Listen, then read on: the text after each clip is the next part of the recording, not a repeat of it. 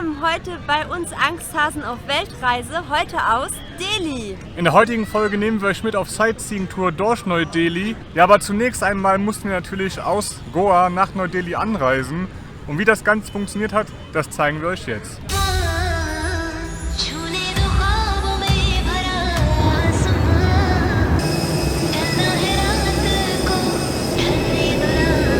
Ja, eben haben mir ein paar Inder im Flugzeug gesagt, dass man in Delhi am besten eine Maske trägt, weil es so staubig ist. Und gerade wenn man erkältet ist das auch nicht sehr gesundheitsfördernd. Hier trägt keiner eine Maske. Nee, aber in der Stadt wohl schon. Ja, das sind jetzt hier die Möglichkeiten, wie man sich fortbewegen kann. Wir haben uns jetzt ein Prepaid-Taxi geholt.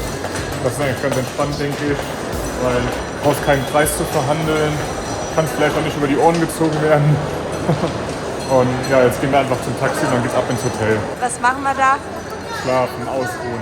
Heute ist Schluss.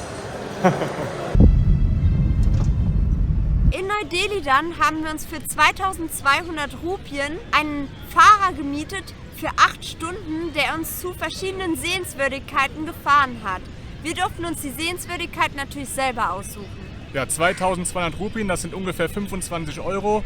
Und da kommen dann nur noch eigentlich die Ticketkosten dazu, wenn ihr irgendwo Eintritt bezahlen müsstet. Oder aber auch die Parkkosten, die der Fahrer zu bezahlen hat. Die liegen ungefähr bei 50 Cent oder aber auch maximal so einem Euro rum.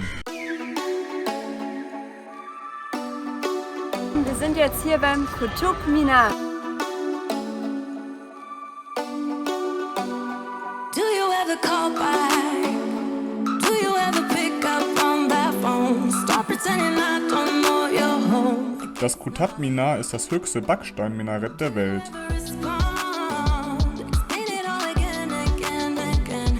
Der 5-stöckige Turm aus dem Mittelalter ist 22 Meter hoch und gehört zum UNESCO-Weltkulturerbe.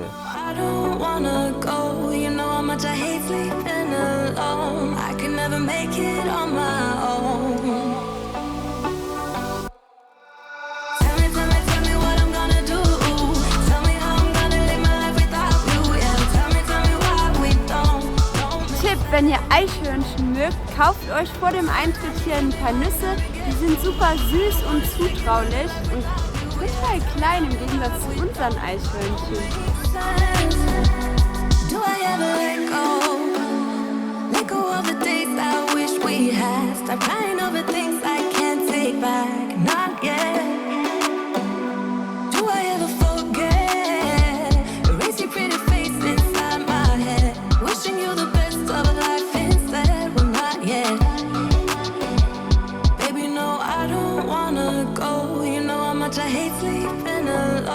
Ja, auch hier ist es so, dass viele Inder sich total freuen, uns zu sehen und mit ihren ganzen Familien kommen und Fotos mit uns machen wollen. Ja, das ist schön.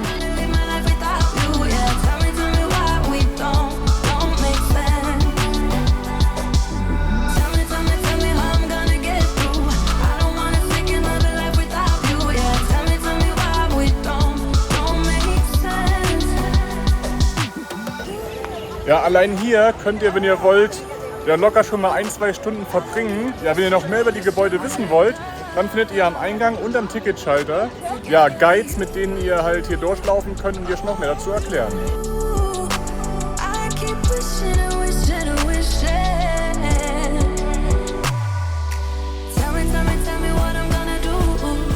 Ja, Sightseeing macht ganz schön hungrig und deshalb gönnen wir uns jetzt mal eine kleine Essenspause.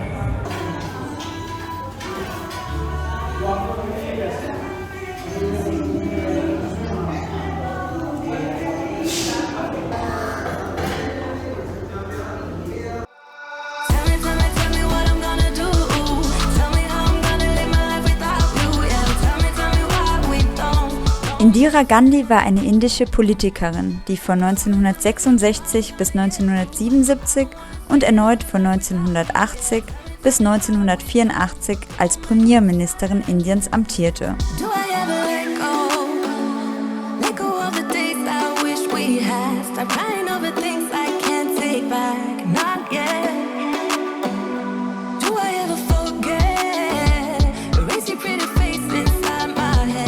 Sie starb in ihrem Garten durch ein Attentat.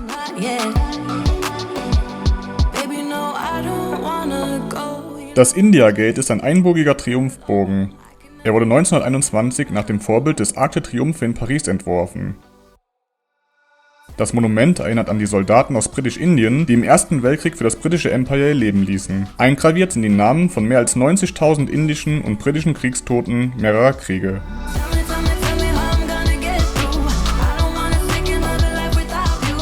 Ja, wir sind jetzt hier beim Birla-Tempel. Es war eine super schöne Erfahrung.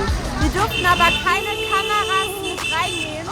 Alle Menschen haben im Hier und Jetzt diesen Tempel genossen, die Musik genossen, mitgesungen und gebetet und das war sehr andächtig. Der Birla-Tempel wurde von Mahatma Gandhi eingeweiht. Angehörige aller Kasten durften den Tempel betreten und ist mit vielen Schreinen, Brunnen und einem großen Garten geschmückt. Dann baten wir unseren Taxifahrer noch, uns zu einem traditionellen Markt wie dem Chandni Chou-Markt zu bringen, landeten dann aber in einem Tee- und Stoffgeschäft.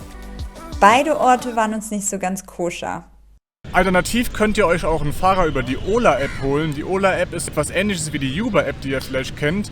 Und über die Ola-App könnt ihr euch auch verschiedene Fahrer mieten, so lange wie ihr sie braucht, nehmen. Delhi ist groß und es gibt viele weitere interessante alte und neuere Sehenswürdigkeiten, da die Stadt über viel Historie verfügt. Fahrten kann man auch über Get Your Guide buchen. Zum Beispiel zum Jama Masjid oder dem Roten Fort. Oder aber auch zu dem Weltwunder, dem Taj Mahal in Agra, von dem wir euch in der nächsten Folge berichten werden. Genauso wie von unserem Aufenthalt in einem 5-Sterne-Hotel.